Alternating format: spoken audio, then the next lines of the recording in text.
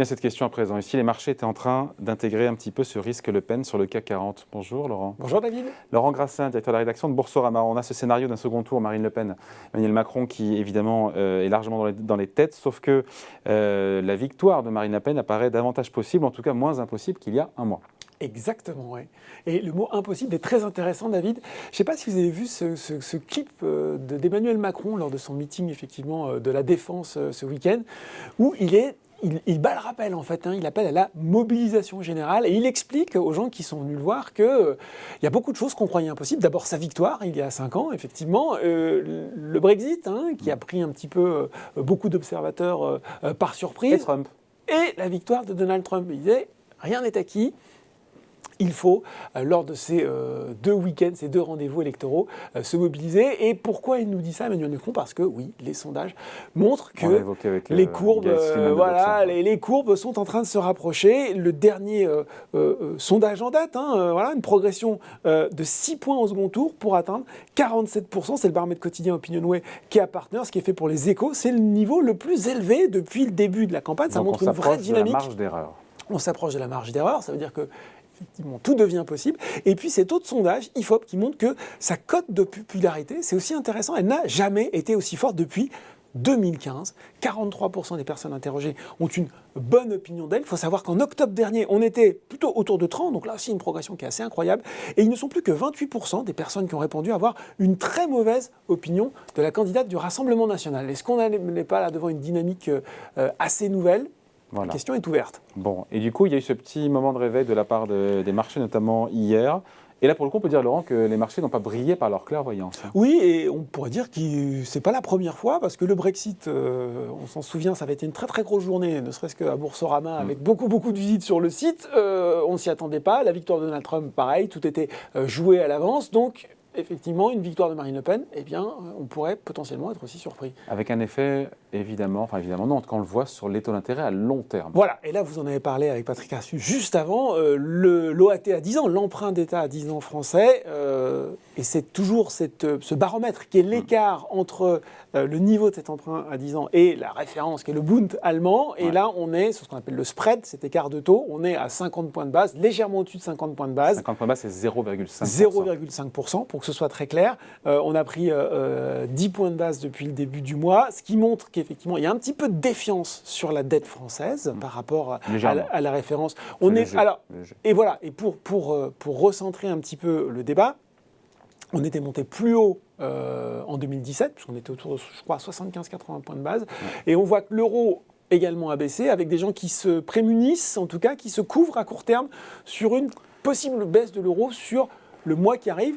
On voit bien quand même que tout ça est très timé. Voilà, l'effet sur les taux, on en a parlé. Quel effet pour le coup ? Ça se traduit, il y a un effet mécanique sur des valeurs. Alors, c'est pas simple de dire... la part qui vient des taux d'intérêt, de la Fed, etc. Exactement, il se passe pas mal de choses en ce moment sur les marchés, ça va surprendre personne. Il y a les taux qui remontent, il y a le durcissement monétaire, il y a la guerre en Ukraine, il y a les tensions géopolitiques, pression matières premières.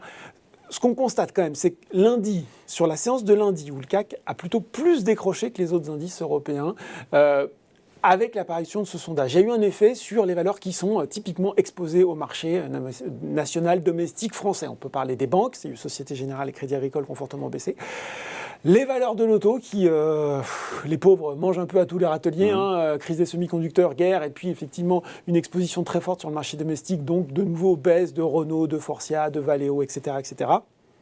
Baisse aussi, et ça c'est peut-être plus notable, de Vinci et Eiffage, groupes mondiaux de concession et de BTP. C'est quoi le rapport ? Eh bien, Marine Le Pen, elle nous parle de la nationalisation des autoroutes, et oui, et elle nous dit que c'est une spoliation des Français, ça fait partie de son programme, et ça viendrait directement embêter les 2 groupes qui sont placés sur ce secteur-là. Donc, on a quand même vu des arbitrages qui montraient bien cette prise en compte des investisseurs de cette probabilité, on va dire, qui se renforce d'une élection de Marine Le Pen. Et dans l'autre sens, il y a des valeurs sur lesquelles les investisseurs se positionnent pour se prémunir d'un tel scénario. Là aussi, on retrouve des choses assez logiques. vous pénalisez d'un côté les valeurs qui sont présentes sur le marché domestique, vous allez plutôt aller chercher des valeurs qui ne sont pas trop endettées, très internationalisées, plutôt défensives, le retour des défensives. Qu'est-ce qu'on a ? Eh ben on a de la santé, hein, on a eu Sanofi, Ipsen qui montait, on a des producteurs de vins et spiritueux, Pernod Ricard, Rémy Cointreau, donc on a bien vu ce petit mouvement de bascule qui s'est opéré en début de semaine. Qu'est-ce que tout ça nous dit de l'évolution du marché français pour les jours et les semaines à venir ? Ah mais là aussi, j'ai plus rien à dire. Patrick Artus, il a tout dit. En fait, c'est Xavier Chapard, stratégiste chez la Banque Postale Asset Management, qui essayait dans l'écho du matin, c'est un petit point de marché qu'ils envoient toujours, de faire un scénario de ce qui pourrait se passer. Et c'est vrai que Marine Le Pen, si elle était élue, elle a enlevé de son programme le sujet qui était le plus stressant pour les marchés, c'était la sortie de l'euro. On ne parle plus de sortie de l'euro, on ne parle plus de sortie de l'Union européenne.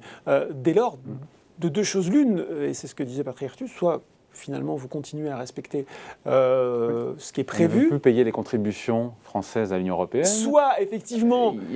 Il y a un décalage quand même entre dire on reste dans l'Union européenne et en même temps on n'applique plus les règles. C'est ça. Soit vous faites un Frexit de fait en disant je reste dans l'Union européenne, mais je remets des taxes aux frontières, mais je ne paye plus les contributions, mais bon, là c'est plus tout à fait le même scénario. Voilà. Donc il faut rappeler aussi quand même qu'il y a des élections législatives après, qu'il faudra, même si on a tendance à considérer que les électeurs sont assez logiques dans leur choix et viennent confirmer lors des élections législatives le choix qu'ils ont fait au moment des présidentielles.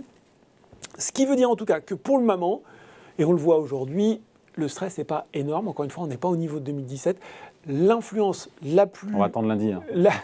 La plus nette à court terme, ce sera sur la dette française, sur le taux de l'OAT, dans un scénario de stress où on serait vraiment dans une probabilité qui se renforcerait à une victoire de Marine Le Pen. On pourrait monter à 80-90 points de base sur le spread entre le taux français et le taux allemand.